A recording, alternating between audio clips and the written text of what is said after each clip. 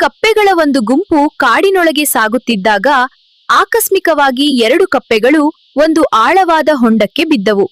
ಮೇಲಿದ್ದ ಉಳಿದ ಕಪ್ಪೆಗಳು ಹೊಂಡದ ಸುತ್ತಲೂ ಸೇರಿದವು. ಹೊಂಡವು ತುಂಬಾ ಆಳವಾಗಿರುವುದನ್ನು ನೋಡಿ ಇಲ್ಲಿಂದ ಮೇಲೆ ಬರಲು ಸಾಧ್ಯವಿಲ್ಲ, ಪ್ರಯತ್ನ ಬಿಡಿ ಎಂದು ಕೂಗಿದವು. ಆ ಮಾತುಗಳನ್ನು ಕೇಳಿದ ಒಂದು ಕಪ್ಪೆ ಭಯಗೊಂಡಿತು.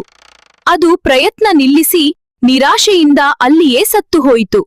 ಆದರೆ ಇನ್ನೊಂದು ಕಪ್ಪೆ ಆ ಮಾತುಗಳಿಗೆ ಗಮನ ಕೊಡದೆ ತನ್ನೆಲ್ಲಾ ಶಕ್ತಿಯನ್ನು ಹಾಕಿ ಮೇಲೆ ಬರಲು ಜೋರಾಗಿ ಜಿಗಿಯುತ್ತಲೇ ಇತ್ತು.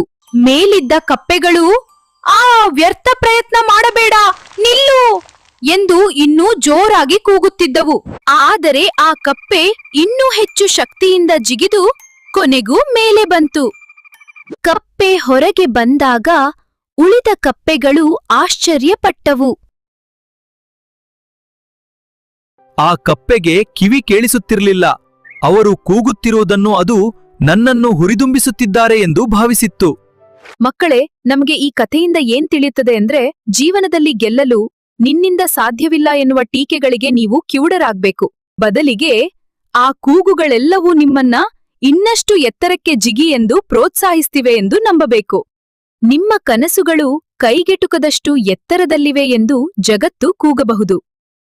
ಆ ನಕಾರಾತ್ಮಕ ಮಾತುಗಳನ್ನು ನೀವು ಮನಸ್ಸಿಗೆ ತೆಗೆದುಕೊಂಡ್ರೆ ಯಾವುದೇ ಸೋಲಿಗಿಂತ ವೇಗವಾಗಿ ಅವು ನಿಮ್ಮ ಆತ್ಮವಿಶ್ವಾಸವನ್ನ ಕೊಲ್ಲುತ್ತವೆ.